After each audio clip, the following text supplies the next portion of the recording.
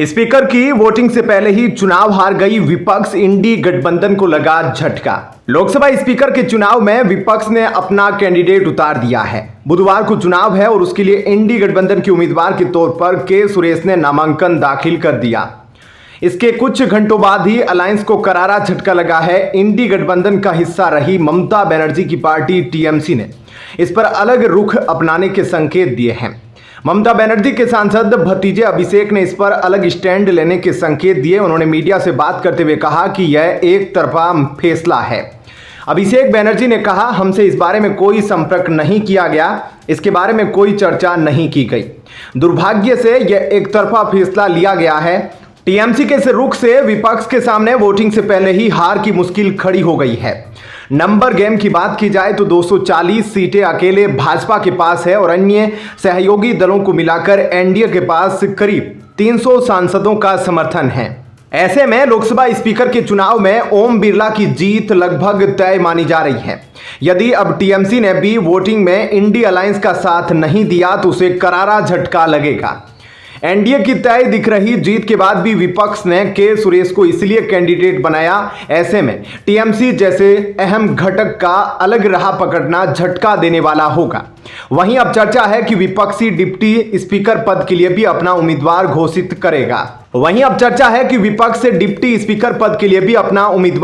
करेगा। एक तरफ तो विपक्ष परंपरा की बात करते हुए डिप्टी सीएम पद अपने पास रखने की मांग कर रहा है। वहीं बात अगर कांग्रेस और इंडी गठबंधन शासित प्रदेशों की करे तो वहां सरकार ने विधानसभा अध्यक्ष और उपाध्यक्ष अपनी ही पार्टी के बना रखे हैं।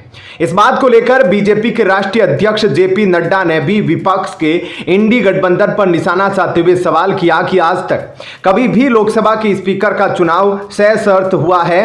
विपक्ष कह रहा है कि डिप्टी स्पीकर तय करो तब हम स्पीकर को समर्थन देंगे। यह बात वो लोग कह रहे हैं जिन्होंने अपने शासन वाले राज्यों में स्पीकर और डिप्टी स्पीकर खुद की पार्टियों के नेताओं को बनाया है। ये लोग ऐसे हैं जो दोहरे मापदंड से जीते हैं। वहीं आपको बता दें कि के सुरेश केरल के मावेलिकारा से कांग्रेस पार्टी के सांसद हैं और 8वीं बार चुनाव जीतकर लोकसभा पहुंचे हैं। के सुरेश केरल में कांग्रेस पार्टी के बड़े दलित नेता के तौर पर जाने जाते हैं। के सुरेश ने 1989 में सबसे पहले लोकसभा चुनाव जीता था। मनमोहन सिंह की सरकार में साल 2009 में के सुरेश को केंद्रीय श्रम और रोजगार राज्य मंत्री बनाया गया था। कांग्रेस नेता राहुल गांधी ने आज ही कहा था कि हमने सरकार को पूरे विपक्ष की तरफ से यह भरोसा दिया है कि हम स्पीकर पद के लिए समर्थन देने को तैयार हैं, लेकिन उसके लिए शर्त यह है कि डिप्टी स्पीकर का पद विपक्ष को मिलना चाहिए। आपको बता दें कि 18वीं लोकसभा के पहले सत्र की आज दूसरा दिन है। आज भी नए सांसदों को शपथ दिलाई गई। सभी सांसदों के शपथ ग्रहण के बाद कल बुधवार को लोकसभा अध्यक्ष का चुनाव होगा। ऐसे में क्या कहना है आपका? कमेंट सेक्शन में अपनी राय जरूर बताएं। धन्यवाद। जय हिंद। आप नेता केजरीवाल को जमानत न मिलने की वजह से इतने तिलमिलाए हुए हैं कि हाईकोर्ट तक को लपेटे में ले रहे हैं और जज के साथ ही गंदा खेल खेल रहे हैं। दिल्ली सरकार में मंत्री सौरभ भारद्वाज का कहना है कि हाई कोर्ट पूर्वाग्रह से ग्रसित है। मतलब मन का हो तो सत्य परेशान पराजित वाला डायलॉग, नहीं तो लांछन। दिल्ली हाईकोर्ट ने निचली अदालत के फैसले को पलटते हुए दिल्ली के मुख्यमंत्री और आम आदमी पार्टी के राष्ट्रीय संयोजक अरविंद केजरीवाल की जमानत पर रोक लगा दी। हाईकोर्ट ने केजरीवाल को जमानत देने वाले ट्रायल कोर्ट के फैसले को गलत बताते हुए इसमें कई खामियां बता दी। अब हाई कोर्ट के खिलाफ इस फैसले पर आम आदमी पार्टी की प्रतिक्रिया आई है। दिल्ली सरकार में मंत्री और आप नेता सौरभ भारद्वाज ने इस पर अपनी प्रतिक्रिया देते हुए जमानत पर रोक लगाने वाले हाई कोर्ट के जज पर ही सवाल खड़े कर दिए हैं। उन्होंने कहा कि जज पूर्वाग्रह से ग्रसित थे। उन्होंने निचली अदालत के आदेश को देखे बगैर ही जमानत पर रोक लगा दी थी। सौरभ भारद्वाज ने प्रेस कॉन्फ्रेंस के दौरान जब केजरीवाल की रिहाई पर रोक लगाने वाले हाई कोर्ट के आदेश को लेकर सवाल किया गया तो उन्होंने कहा, हाई कोर्ट ने लोअर कोर्ट के आदेश को देखे बिना, उसे पढ़े बिना स्टे का ऑर्डर दे दिया था। इस पर सुप्रीम कोर्ट ने कहा कि अगर हाई कोर्ट गलती करे तो हम गलती नहीं करते। यानी सुप्रीम कोर्ट ने भी कहा कि हाई कोर्ट ने गलती की है। सौरभ भारद्वाज ने आगे कहा, मेरा मानना है कि हाई कोर्ट की वो बेंच पूर्वाग्रह से ग्रसित थी जिन्होंने ट्रायल कोर्ट का ऑर्डर देखे बिना ही उसे स्टे कर दिया। ऐसे में मुझे व्यक्तिगत तौर पर कोई उम्मीद नहीं थी। हाईकोर्ट ने कहा, ट्रायल कोर्ट के आदेश को गलत बताते हुए कहा कि जमानत का आदेश देते समय निचली कोर्ट ने अपना विवेक का इस्तेमाल नहीं किया। जस्टिस सुधीर कुमार जैन की पीठ ने कहा कि निचली अदालत की जज ने ना तो ईडी को अपनी बात रखने का पर्याप्त मौका दिया और ना ही ईडी द्वारा पेश किए गए दस्तावेज देखे। इसके विपरीत उन्होंने उन दस्तावेजों को भारी भरकम बता दिया। मंगलवार 25 जून 2024 को दिल्ली हाईकोर्ट में जस्टिस सुधीर कुमार जैन ने इस मामले को सुना। कोर्ट ने इस फैसले में प्रवर्तन निदेशालय की दलीलों को मान लिया। हाई कोर्ट ने कहा, इस अदालत ने फैसला किया है कि निचली अदालत की अवकाश बेंच की जज ने रिकॉर्ड पर मौजूद सबूत और ईडी की दलीलों का सही मूल्यांकन नहीं किया।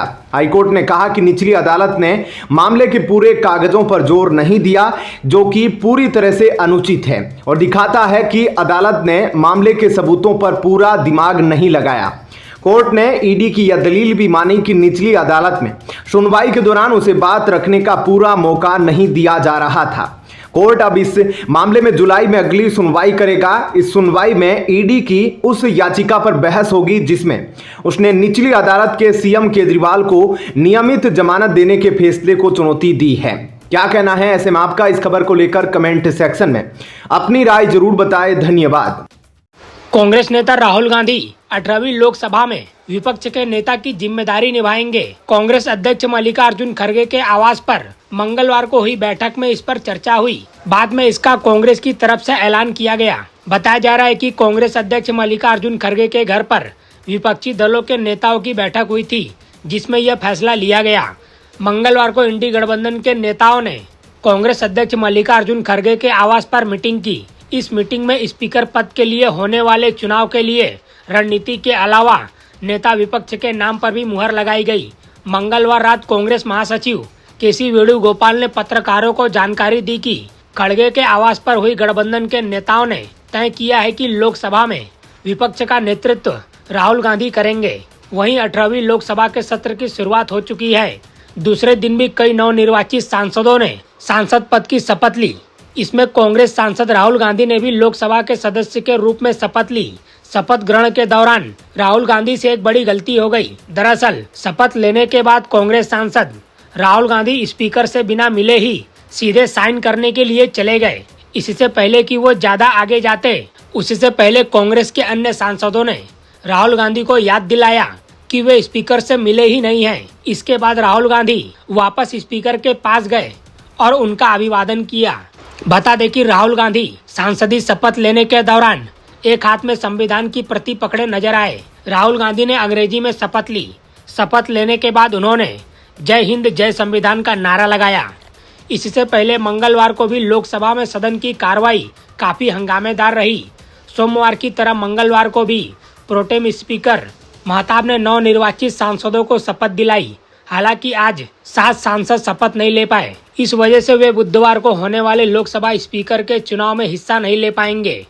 मंगलवार को सांसदों की शपथ ग्रहण के दौरान नारेबाजी का मुद्दा भी काफी गरमाया।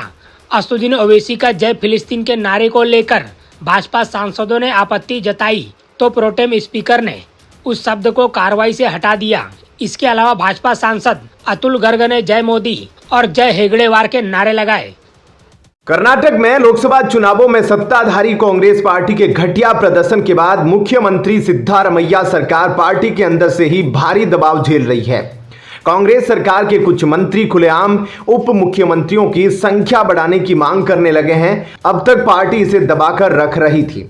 लोकसभा चुनाव में पहले के मुकाबले थोड़े अच्छे प्रदर्शन से खुश कांग्रेस के लिए कर्नाटक से टेंशन देने वाली खबर सामने आ रही है। राज्य के कई मंत्रियों ने एक बार फिर 3 और डिप्टी सीएम बनाने की मांग तेज कर दी है। उनका कहना है कि ऐसा वादा किया गया था जिसे अब पूरा किया जाना चाहिए। इस बीच राज्य कांग्रेस प्रमुख डीके शिवकुमार का भी बयान आया है। उन्होंने साफ कहा कि इस मामले में पार्टी का केंद्रीय नेतृत्व फैसला करेगा। कर्नाटक में सिद्धारमैया के नेतृत्व में कांग्रेस की सरकार है, लेकिन मंत्रिमंडल में शामिल कुछ मंत्री वीरशैव लिंगायत, SC ST और अल्पसंख्यक समुदाय के नेताओं को डिप्टी सीएम पद दिए जाने की मांग कर रहे हैं। फिलहाल वोकालिगा समुदाय से आने वाले शिव कुमार को ही डिप्टी सीएम बनाया जाएगा। जब 3 और डिप्टी सीएम बनाने और पार्टी प्रदेश अध्यक्ष को बदलने से जुड़ा सवाल डीके शिव कुमार से पूछा गया तो उन्होंने साफ कहा पार्टी फैसला करेगी। मुझे उन सभी चीजों के बारे में पता नहीं। कहा जा रहा है कि मंत्रियों का बयान सिद्धारमैया के खेमे द्वारा शिव कुमार को नियंत्रण में रखने की योजना का हिस्सा है। सिद्धारमैया को डर है कि 2.5 साल पूरा होते ही डीके शिव कुमार सीएम पद पर दावेदारी न ठोक दे, इसलिए वह सरकार और पार्टी में उनका प्रभाव कम करने की कोशिश में हैं। यह भी कहा जा रहा है कि जिन मंत्रियों ने 3 और डिप्टी सीएम बनाने की वकालत की है उन्हें सिद्धारमैया का बेहद करीबी माना जाता है। सहकारिता मंत्री के.एन. राजन्ना ने कहा कि उन्होंने लिंगायत, SC, ST और अल्पसंख्यक समुदाय से एक डिप्टी सीएम बनाने की मांग का प्रस्ताव रखा है। राजन्ना भी ऐसी ही मांग कर रहे हैं। उनका दावा है कि बीजेपी पहले ऐसा कर चुकी है। आवास मंत्री BZ जमीर अहमद खान को अधिक DCM बनाने की मांग में कुछ भी गलत नहीं लगता। उन्होंने कहा हर किसी की इच्छा होगी, सभी समुदायों से डिप्टी सीएम पद की मांग होगी, चाहे वे मुस्लिम समुदाय हो, लिंगायत हो, SC, ST हो। वोकालिगा समुदाय से आने वाले डीके शिव कुमार तो पहले ही डिप्टी सीएम हैं। अन्य समुदायों को भी बराबरी का मौका मिले, इसमें गलत क्या है? हमारी हाईकमान पार्टी है, वही अंततः निर्णय लेंगे कि देना है या नहीं देना है। समाज कल्याण मंत्री HC महादेवप्पा ने कहा संविधान में ऐसे पदों के लिए कोई कोटा नहीं और पद व्यक्ति की क्षमता के आधार पर दिया जाता है। कई दलित नेताओं के पास क्षमता है और उसके आधार पर उन्हें यह पद दिया जाना चाहिए। यह कोटा के आधार पर नहीं होना चाहिए। यह पूछे जाने पर कि क्या यह शिव कुमार को कमजोर करने का प्रयास है, उन्होंने कहा कोई किसी को कमजोर नहीं कर सकता।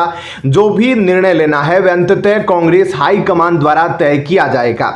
जब मुझसे मेरी राय पूछी जाएगी तो मैं बताऊंगा। इससे पहले लोक निर्माण मंत्री सतीश जारकीहोली ने भी पार्टी के साथ खड़े समुदायों को ध्यान में रखते हुए प्रस्ताव के पक्ष में बात की थी। पिछले साल मई में जब कांग्रेस भारी बहुमत से जीत कर आई तो सिद्धारमैया और डीके शिव कुमार के बीच कड़ी प्रतिस्पर्धा थी।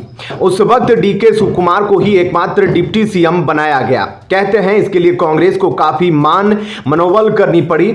अब एक बार फिर 3 डिप्टी सीएम की आवाज बुलंद हो रही है। हालांकि IT मंत्री प्रियांक खड़गे ने इसे मंत्रियों की व्यक्तिगत राय बताया है।